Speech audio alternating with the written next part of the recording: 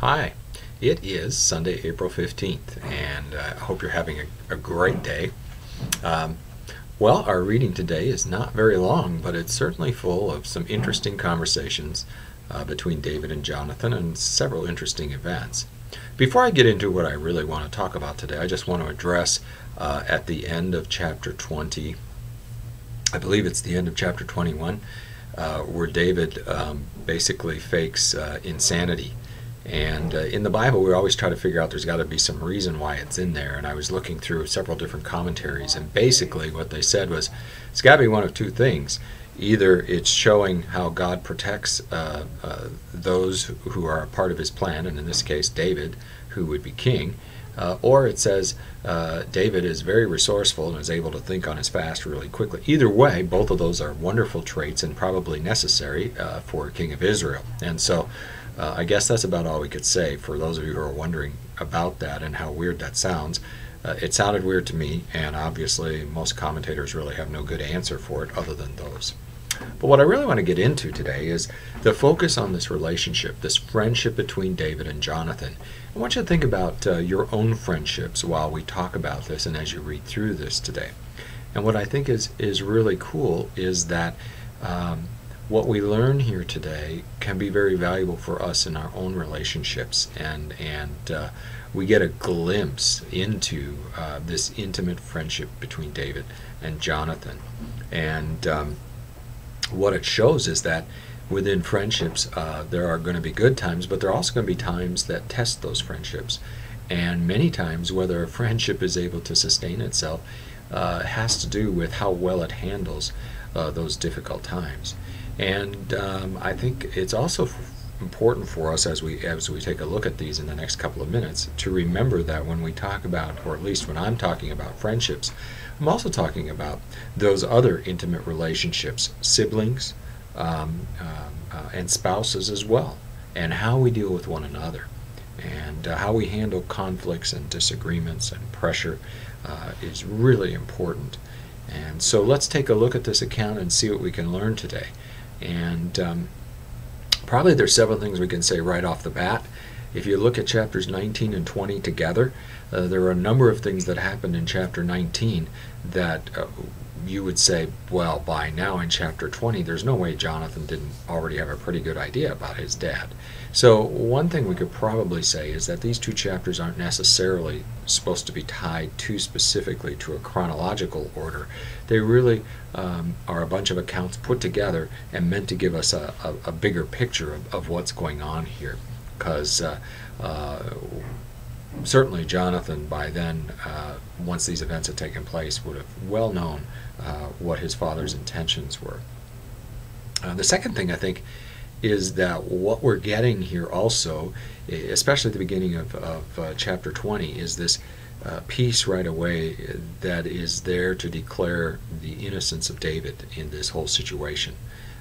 What we're learning is, number one, David is not leaving the royal court at this point and escaping Saul because he's admitting any wrongdoing, but rather he is leaving because Saul is after him, and he hasn't been using his own devices or cunning to try to steal the throne from Saul either.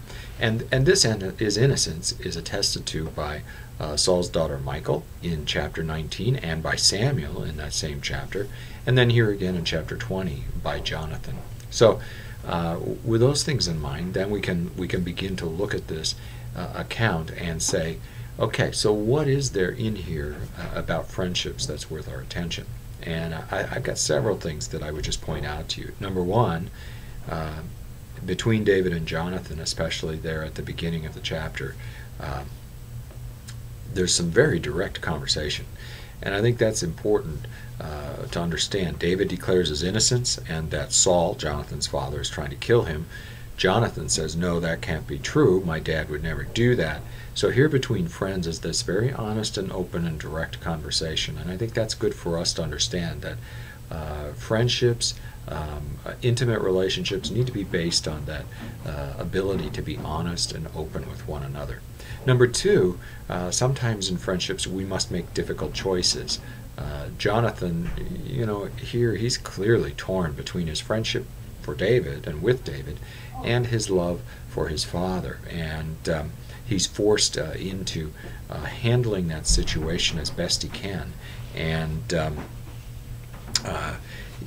in the midst also of this difficult situation comes a third thing I would point out, and that is that account where as they agree to what they're going to do, they both renew that commitment to one another and to the friendship. And I think that's a good message in the midst of heated discussions or struggles, to remind that person that you're talking or dealing with that just remember, I really care about you, and I mean that, and that's more important than the fact that we're disagreeing. So Jonathan comes to find out clearly that his father is after David.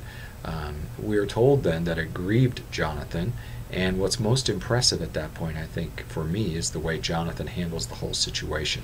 He finds a way to keep from out and out denouncing his father and leaving, and at the same time not betraying or giving up on his friend. So I think that's really cool. He bears his father's wrath when Saul throws the spear at him and yells at him.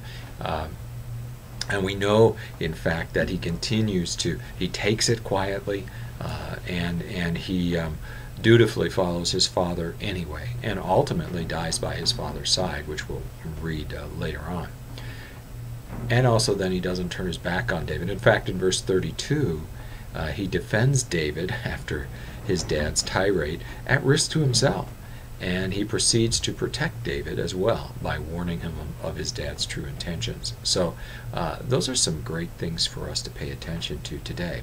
And I guess as we think about that, it's caused me to take stock of my friendships and how I honor them. I know I'm sometimes not willing to risk those difficult conversations, fearing it might do something to end the relationship. But it's precisely the fact that we have those relationships and those deep friendships that they are the people that should bring up the issues and should be honest with us and open with us. And so in the end, I would leave you with this.